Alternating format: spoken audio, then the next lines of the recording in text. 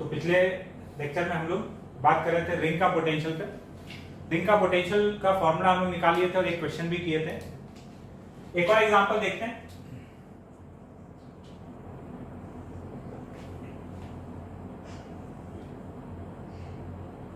ये एक रिंग है जिस पर Q चार्ज डिस्ट्रीब्यूटेड है, इसका रेडियस है R। सेंटर पर ये फिक्स है, सेंटर पर एक चार्ज है -Q और मास है इसका m। इसको कुछ v0 वेलोसिटी दिया गया, यहां सेंटर से v0 वेलोसिटी देकर छोड़ दिया गया। क्वेश्चन हम लोग का ये है कि मिनिमम वैल्यू v0 का क्या होना चाहिए ताकि ये चार्ज वापस न लौटे, मतलब एस्केप कर जाए। लिख लेते हैं question. Find minimum value of v0, find minimum value of v0 so that point charge -q does not return. Minimum value of v0 so that point charge -q does not return. या उसको ऐसे बोल सकता है कि escape कर गया, ठीक है। तो ऐसा क्वेश्चन हम लोग ग्रेविटेशन में भी देखते हैं, ग्रेविटेशन वाले चैप्टर में जो 11 में पढ़ते हैं उसी टाइप का सिमिलर चीज है ये। और ऐसा क्वेश्चन जब भी है उसमें मैकेनिकल एनर्जी कंजर्वेशन लगने वाला है, तो हम लोग लिखते हैं सीधा मैकेनिकल एनर्जी कंजर्वेशन। इनिशियली इसका पोटेंशियल एनर्जी लिखना है, और पोटेंशियल एनर्जी लिखने के लिए हम पोटेंशियल का इस्तेमाल कर रहे हैं। इस रिंग की वजह से यहां का पोटेंशियल इनटू ये चार्ज कर देंगे तो पोटेंशियल एनर्जी आ जाएगा। पहले एक चीज समझना कि ये जो वेलोसिटी दिया गया है v0, क्योंकि जब ये आगे जा रहा होगा ना, ये नेगेटिव चार्ज और ये पॉजिटिव, तो इसको अट्रैक्ट करेगा। तो अगर हम फेंकेंगे तो जैसे जैसे ये आगे जाएगा रिटार्ड करते जाएगा, तो इसका वेलोसिटी कम होते जाएगा। वेलोसिटी कम होते जाएगा, अगर मान लो यहां जाके रुक गया तो इलेक्ट्रिक फील्ड वापस खींच लेगा, यहां जाके रुका तो फिर भी खींच लेगा। इसका वेलोसिटी कहां जाकर जीरो होना चाहिए, इन्फिनिटी पर। तो ये इसके इलेक्ट्रिक फील्ड से बाहर निकल चुका है और फिर ये इसको वापस नहीं खींच पाएगा। तो एस्केप करने का मतलब है, या वापस नहीं आने का मतलब है कि पार्टिकल कहां पहुंच चुका हो, इन्फिनिटी पे पहुंच चुका हो।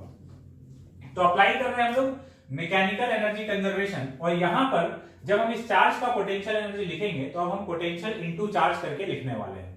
इस रिंग की वजह से यहां का पोटेंशियल कितना हो गया, kq/r into charge -q plus kinetic energy ½ mv0²। Infinity पे चार्ज पहुंच गया तो उसका पोटेंशियल एनर्जी 0 और काइनेटिक एनर्जी वो भी 0। बस इतना ही दिया था वेलोसिटी की वो इन्फिनिटी पे पहुंचने के लिए सफिशिएंट था, तो वहां जाकर इसका काइनेटिक एनर्जी 0। तो kq/r, ये जो पोटेंशियल का फॉर्मूला लिखे हैं अभी बताया था वहीं से आया है, रिंग का पोटेंशियल का फॉर्मूला सेंटर पर kq/r is equals to ½ mv0²। तो यहां से v0 का वैल्यू आ जाएगा 2kqqmr का अंडर रूट। ये हो गया इसका मिनिमम स्पीड। इतना कम से कम स्पीड चाहिए, इससे ज्यादा दोगे तब भी ये एस्केप कर जाएगा। बात क्लियर है? हटाते हैं इसको, चलते हैं आगे।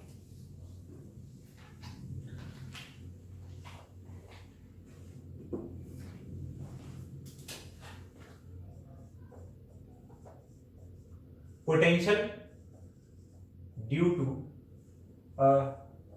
डाइपोल। डाइपोल की वजह से पोटेंशियल का बात करते हैं। डाइपोल का हम लोग इलेक्ट्रिक फील्ड पहले से जानते हैं, ठीक है।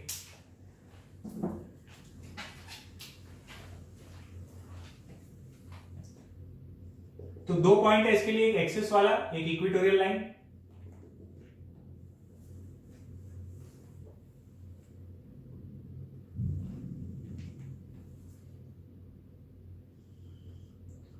पहले एक्सिस पे बात करते हैं।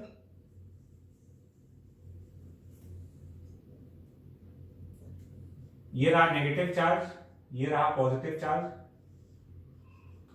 ये हो गया डाइपोल।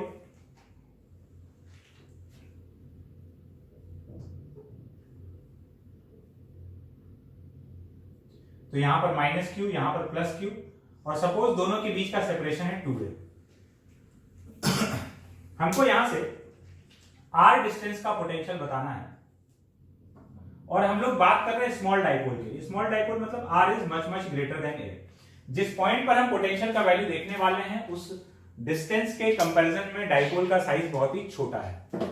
तो यहां का पोटेंशियल लिखना है, तो दो अलग अलग चार्जेस है, दोनों का लिखकर ऐड कर देते हैं। तो इस पॉइंट का पोटेंशियल, एक तो ये प्लस क्यू की वजह से यहां से यहां तक का डिस्टेंस r है, तो ये वाला डिस्टेंस कितना हो जाएगा, ये r है और ये वाला डिस्टेंस a है, तो इसका हो गया r माइनस ए, के क्यू अपॉन r माइनस ए, प्लस इसकी वजह से वहां का पोटेंशियल, तो ये वाला डिस्टेंस कितना हो जाएगा यहां से यहां तक का, r plus a, k into minus q upon r plus a. ये हो गया टोटल वहां का पोटेंशियल। सॉल्व कर लेते हैं इसको। v is equals to k q 1 upon r minus a minus 1 upon r plus a. v is equals to k q, नीचे आ गया r square minus a square, इधर आ गया r plus a minus r minus a, कुछ चल बसा r से r, दूसरे कलर से उड़ा देते हैं। देखो तो ये r से r गया, ऊपर आ गया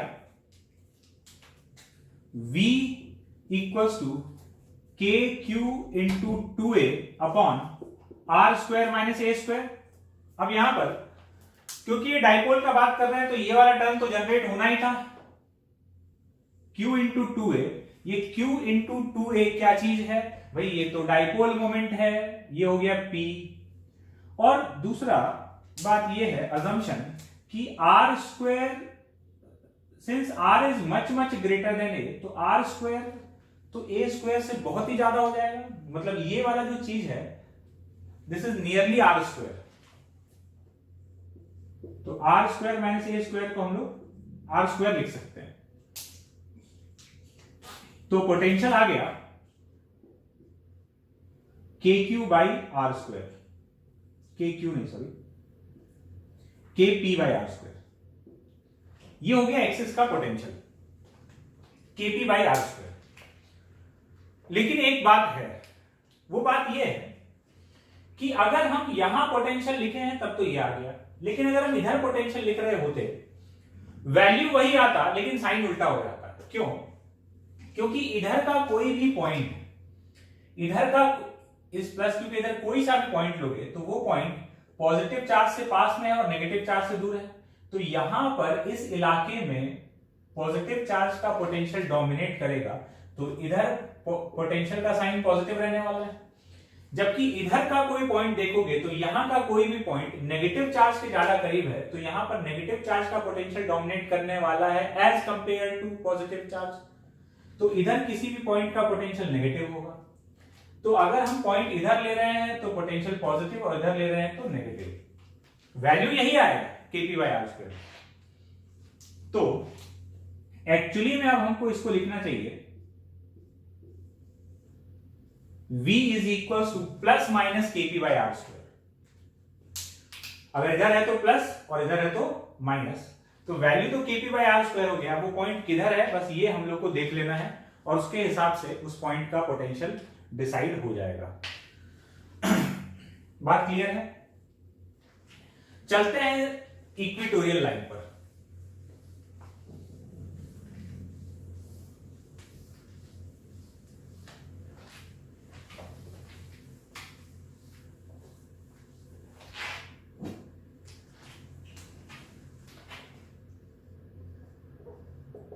इक्वेटोरियल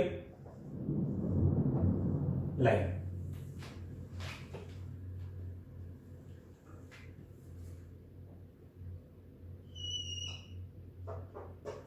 यहां पर प्लस क्यू और यहां पर माइनस क्यू।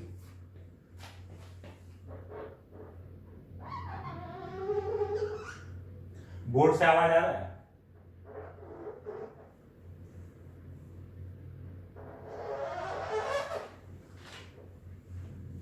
बोर्ड से आवाज आ रहा है? ठीक है ना? फ्रिक्शन है, कुछ और समझने का जरूरत नहीं है। तो यहां प्लस क्यू, यहां पर माइनस क्यू, इक्वेटोरियल लाइन पे अगर हम कोई पॉइंट लेते हैं तो इक्वेटोरियल लाइन पर जो भी पॉइंट होगा प्लस क्यू से डिस्टेंस आर है तो माइनस क्यू से डिस्टेंस भी आर है। तो यहां पर इस पॉइंट का जो पोटेंशियल होगा V, वो पॉजिटिव चार्ज की वजह से KQ बाई आर, अगर ये वाला डिस्टेंस आर है तो ये भी डिस्टेंस आर है KQ बाई आर, और नेगेटिव चार्ज की वजह से K minus q upon r, तो पोटेंशियल हो गया 0। इक्वेटोरियल लाइन के किसी भी पॉइंट का पोटेंशियल 0 है, एनी पॉइंट, ठीक है। तो ये जो लाइन है, इस लाइन के हर पॉइंट का पोटेंशियल क्या है, 0। और ऐसा कितना इक्वेटोरियल लाइन हो सकता है एक डाइपोल के लिए, इनफाइनाइट। एक डाइपोल के पास कितना इक्वेटोरियल लाइंस है, डाइपोल के पास इनफाइनाइट इक्वेटोरियल लाइंस है। कैसे, ये वाला लाइन भी तो इक्वेटोरियल लाइन है, पहले हम लोग इस बात पर डिस्कशन कर चुके हैं।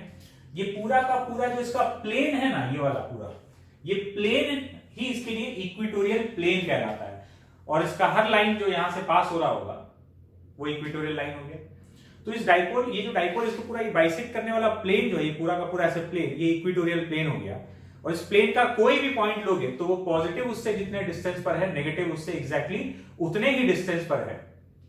तो इक्वेटोरियल लाइन का या इक्वेटोरियल प्लेन पूरा बोल सकते हैं, इक्वेटोरियल प्लेन का पोटेंशियल 0 है, ठीक है। इक्वेटोरियल प्लेन क्या हुआ, इसको परपेंडिकुलरली बाइसेक्ट करने वाला प्लेन जो है वो इक्वेटोरियल प्लेन कहलाएगा, और जितना भी इक्वेटोरियल लाइन है वो सारा इक्वेटोरियल लाइन उसी प्लेन में है।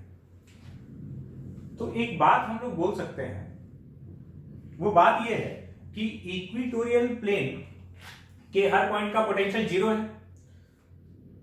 तो 0 है तो सेम है, मतलब हर पॉइंट का पोटेंशियल 0 है, मतलब हर पॉइंट का पोटेंशियल जो भी है 0 है। तो अगर हर पॉइंट का 0 है तो हर पॉइंट का पोटेंशियल का वैल्यू सेम है।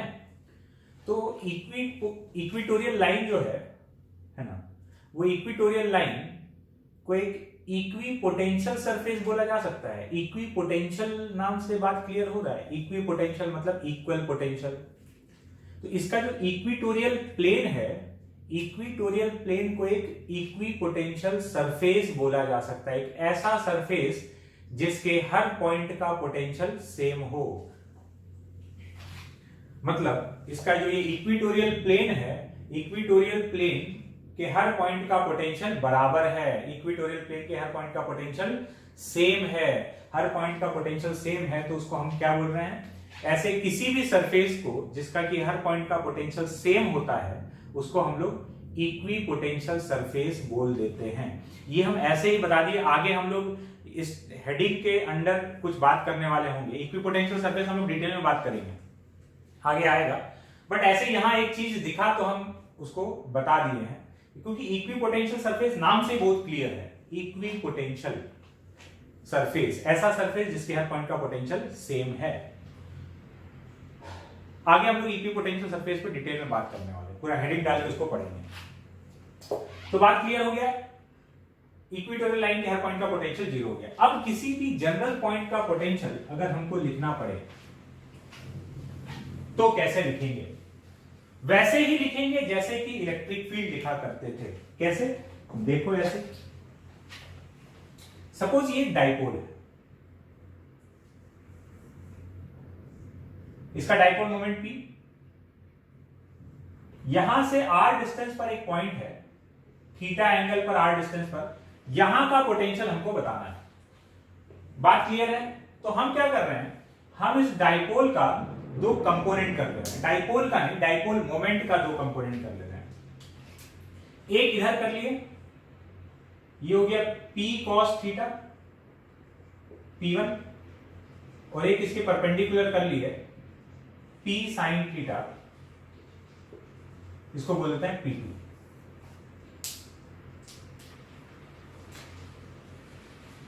ठीक है, अब ये वाला जो पॉइंट है, सपोज यहां का पोटेंशियल अगर V है तो V को हम लिख सकते हैं, इस पॉइंट का पोटेंशियल अगर V है तो V can be written as V1 plus V2। V1 plus V2 मतलब V1 हो गया, this is due to dipole 1 and this is due to dipole 2। Dipole 1 मतलब ये p cos थीटा वाला, डाइपोल 2 मतलब ये p sin थीटा वाला। तो भाई ऐसा है कि ये वाला जो पॉइंट डाइपोल 1 के लिए ये एक्सिस वाला पॉइंट हो गया, और एक्सिस में भी पॉजिटिव चार्ज के सामने है, तो यहां का पोटेंशियल प्लस में होगा कितना, kp बाय आर स्क्वायर। ये वाला डाइपोल के लिए एक्सिस वाला पॉइंट हो गया तो kp1 बाई आर स्क्वायर, और इस वाले डाइपोल के लिए इक्वेटोरियल लाइन है तो उसकी वजह से पोटेंशियल 0, और p1 का वैल्यू कितना था, p cos theta, v is equal to kp cos theta by r square. ये हो गया किसी भी जनरल पॉइंट पर पोटेंशियल का फॉर्मूला। अब इसमें वो बात भी कवर हो चुका है जो एक्सिस के लिए बता रहे थे कि भाई पॉजिटिव चार्ज के इधर है तो प्लस में, नेगेटिव चार्ज के उधर है तो माइनस में। कैसे, देखो ये डाइपोल है, ये प्लस ये माइनस, और हम लोग इस पॉइंट पे बात कर रहे हैं।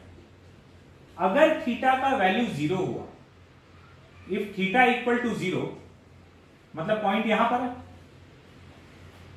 एक्सिस वाला पॉइंट हो गया, इसके लिए पोटेंशियल कितना हो जाएगा, kp बाई आर स्क्वायर। यहां पॉइंट है, let's say a, if theta equals to 180 degree, 180 degree मतलब इधर, मतलब ये तुम्हारा डाइपोल ऐसे है और पॉइंट ए यहां पर है, पॉइंट ए यहां पर है तो ये नेगेटिव चार्ज के पास में हो गया, तो थीटा 180, देखो पहले थीटा 0 रखे इसमें, तो cos theta 1 kp by r square, theta 180 रखे तो cos 180 माइनस 1, ये कितना आ जाएगा, minus kp by r square. Axis के इधर आ गया, नेगेटिव चार्ज के पास में, and if theta equal to 90, theta equal to 90 मतलब पॉइंट यहां पर इक्वेटोरियल लाइन पर, थीटा 90 रखते पोटेंशियल 0। तो अब ये किसी भी जनरलाइज पॉइंट का पोटेंशियल हमको दे सकता है। तो अब डाइपोल के बारे में हम लोग 3 चीज जानते हैं, क्या क्या, उसका डाइपोल मोमेंट जानते हैं, उसका इलेक्ट्रिक फील्ड जानते हैं, और उसका पोटेंशियल का फॉर्मूला जानते हैं। बात क्लियर है? चलते हैं आगे, हटाते हैं इसको।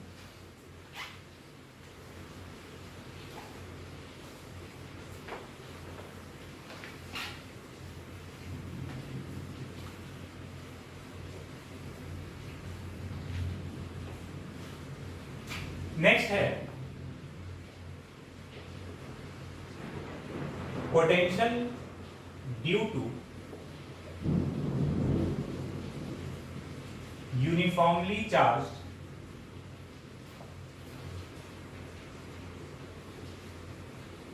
spherical shell. Potential due to uniformly charged spherical shell. ये एक शेल है, चार्ज Q और रेडियस R। इसके लिए हमको किसी भी पॉइंट का पोटेंशियल बताना है। तो अब इसके पास 2 तरह के पॉइंट हैं जिनका हम लोग पोटेंशियल बता सकते हैं, एक स्फीयर के बाहर वाला पॉइंट और दूसरा स्फीयर के अंदर वाला पॉइंट। ठीक है, एक बाहर वाला पॉइंट हो गया और एक अंदर वाला पॉइंट हो गया। तो एक बात समझना, R ग्रेटर देन R के लिए अगर हम लोग बात करें, मतलब पॉइंट अगर अपना यहां पर है, यहां पर अगर पॉइंट है तो पोटेंशियल का जो फॉर्मूला होगा V,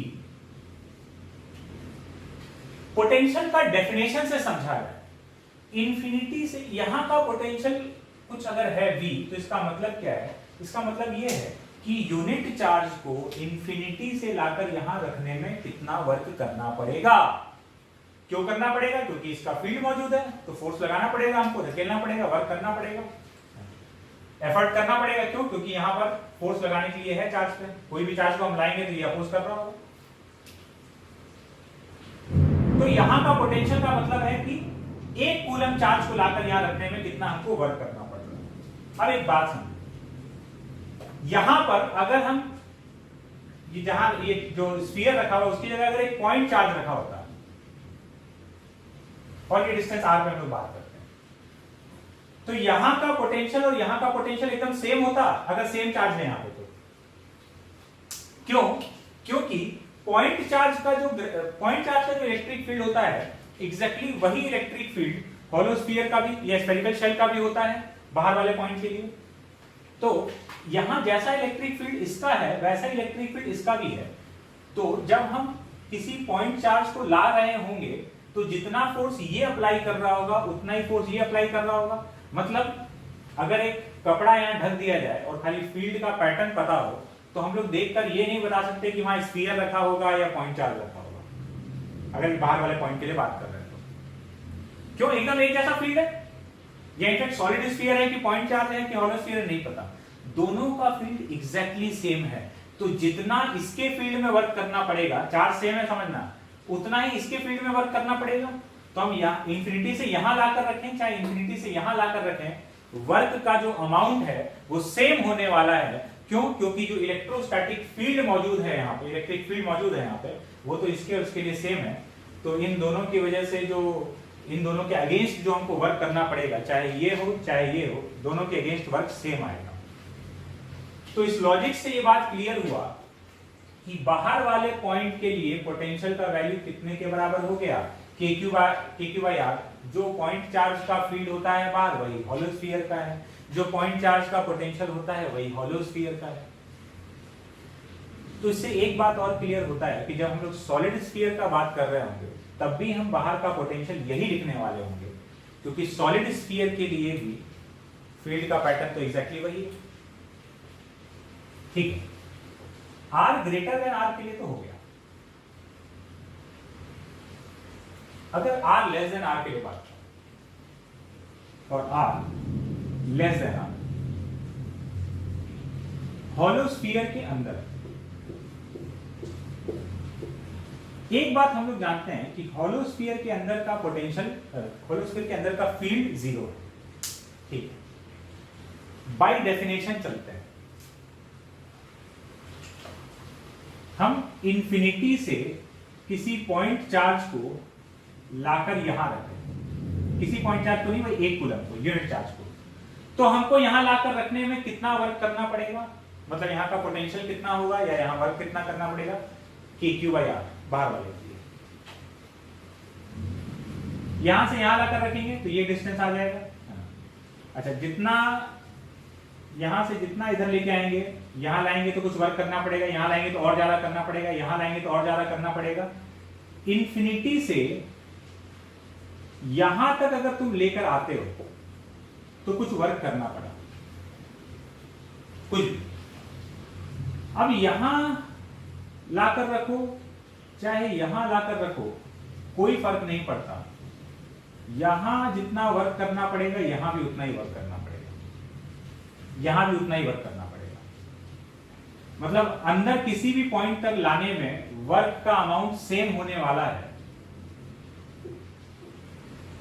वर्क सेम होने वाला है मतलब पोटेंशियल सेम होने वाला है। तो अंदर का जो पोटेंशियल है वो कांस्टेंट है। तुम बोलोगे सर कैसे, अंदर हर बार वर्क सेम क्यों रहने वाला है, ये बात तो आप बोले ही नहीं। सुनो, अभी तो हम ये बताना चाह रहे हैं, अभी हम ये बोल दिए कि भाई अंदर जो पोटेंशियल है वो कांस्टेंट है, अंदर हर पॉइंट का पोटेंशियल सेम है। क्यों सेम है? देखो, फील्ड कहां मौजूद है, फील्ड खाली बाहर है, बाहर का फील्ड जो है नॉन जीरो है, मतलब कुछ फील्ड मौजूद है। तो जब हम इंफिनिटी से उठाकर किसी चार्ज को लाकर रखेंगे, मान लो सरफेस तक लाकर रखें, तो यहां वर्क करना पड़ा, कुछ वर्क हुआ W। अब हम यहां की बजाय अगर यहां रखते तब भी उतना ही वर्क होता। क्यों? क्योंकि यहां के बाद तो वर्क करना ही नहीं पड़ेगा ना, यहां तक फील्ड मौजूद है, यहां तक वर्क करना पड़ा, इसके बाद अंदर लेकर आ रहे हैं तो अंदर इलेक्ट्रिक फील्ड जीरो है, तो अंदर कोई भी इलेक्ट्रिक फोर्स नहीं लग रहा है, कोई अपोज करने वाला नहीं है, अंदर फोर्स जीरो है। तो यहां से यहां तक लाकर रखें चाहे यहां से यहां तक लाकर रखें, वर्क तो यहां से यहां तक लाकर रखने में वर्क तो खाली यहां तक हुआ है, उसके बाद तो फील्ड ही जीरो है। बल्कि यहां से अगर हम यहां तक लाकर रखें तब भी वर्क कहां तक हुआ है, खाली सरफेस तक लाने में। उसके बाद अंदर कहीं भी घुमाने में हम यहां तक लाए, फिर यहां ले गए चाहे यहां ले गए, यहां तक लाने के बाद इधर ले गए, इधर ले गए, इधर ले गए, इधर ले गए, कहीं भी ले गए, इसके बाद तो कोई वर्क हो ही नहीं रहा है ना।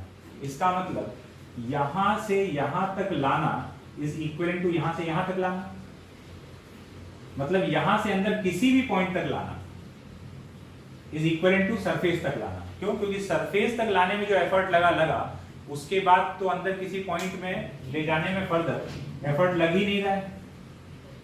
तो अगर हम पूछें कि एक चार्ज को इंफिनिटी से लाकर यहां रखने में कितना वर्क करना पड़ा, तो तुम बोलोगे सर इंफिनिटी से लाकर यहां तक रखने में जितना करना पड़ा ना, उतना ही यहां तक लाकर रखने में भी करना पड़ा।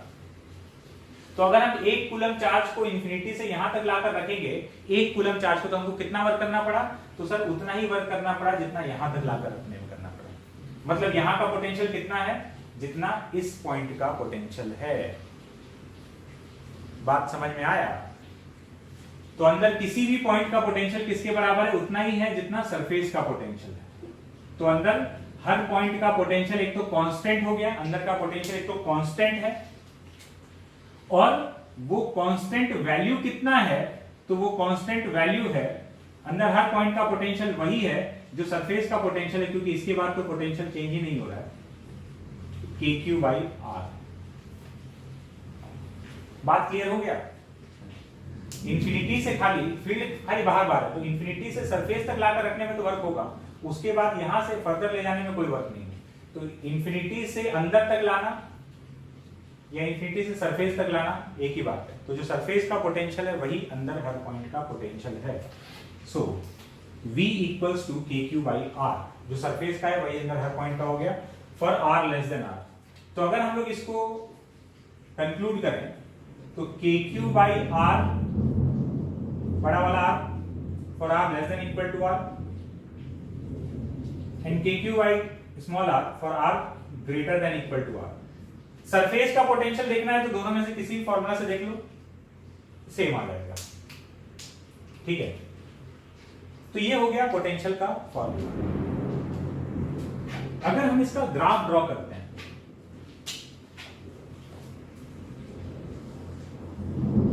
पोटेंशियल वर्सेस आर का, तो पोटेंशियल वर्सेस आर के ग्राफ में सरफेस तक तो कांस्टेंट है KQ/R, सरफेस तक कांस्टेंट, उसके बाद 1/r से वैरी कर रहा है, तो वही रेक्टेंगुलर हाइपरबोला जैसा बन जाएगा। यहां से यहां तक का कांस्टेंट, उसके बाद एकदम पॉइंट चार्ज का जैसा होता है बिल्कुल उसी को फॉलो कर रहा है।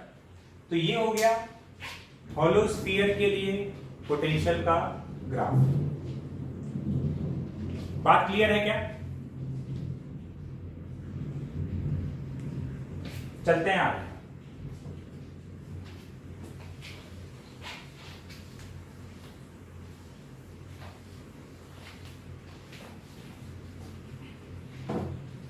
एक क्वेश्चन देखते हैं। ये दो स्फेरिकल शेल है, इसका चार्ज Q1 रेडियस R1, इसका चार्ज Q2 रेडियस R2। ये सेंटर हो गया कॉमन। दो कंसेंट्रिक शेल्स हैं, दो कंसेंट्रिक हॉलो स्फीयर है, और ये दोनों हॉलो स्फीयर पे चार्ज Q1 Q2 है और रेडियस R1 R2। फाइंड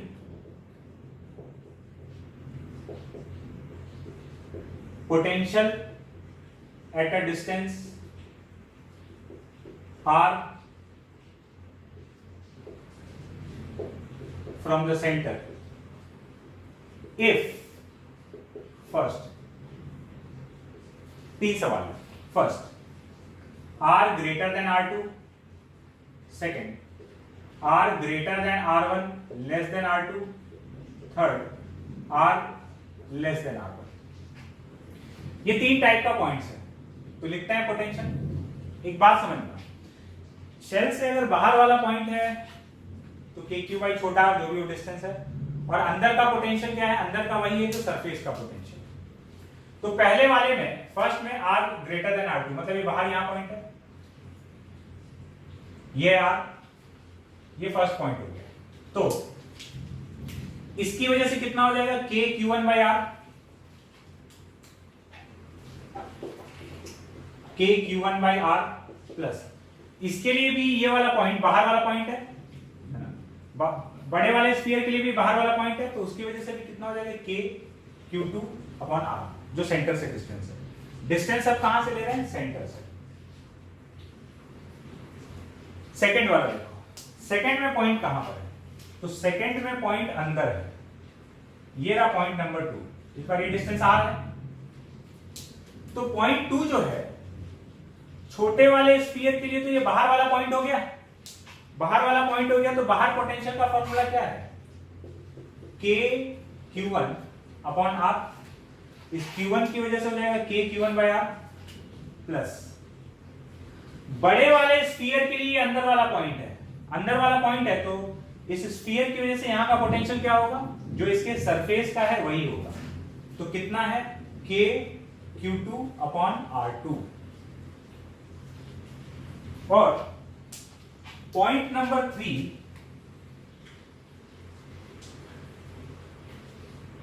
छोटे वाले स्फीयर के भी अंदर है, तो इस बार ये दोनों स्फीयर के लिए अंदर वाला पॉइंट हो गया, और दोनों स्फीयर के लिए अगर अंदर वाला पॉइंट हो गया, तो V3 अगर हम लोग लिखने जाएंगे, तो छोटे वाले स्फीयर के लिए अंदर वाला पॉइंट है, तो छोटे वाले स्फीयर की वजह से यहां का जो पोटेंशियल होगा वो वही होगा जो सरफेस का है, कितना है, k q1 upon r1 plus बड़े वाले स्फीयर के लिए भी अंदर वाला पॉइंट है, तो बड़े वाले स्फीयर की वजह से यहां का पोटेंशियल क्या होगा, वही होगा जो सरफेस का है। तो बड़े वाले स्फीयर के सरफेस पर कितना हम लोग लिख सकते हैं, उसके चार्ज की वजह से k q2 बाई r2। तो ये अलग अलग पॉइंट का पोटेंशियल हो गया। तो हॉलो स्फीयर की वजह से ये एक सिंपल सा क्वेश्चन था जिसमें हम लोग अलग अलग पॉइंट्स का पोटेंशियल लिखना सीख रहे थे। बात क्लियर है, ठीक है, ओके।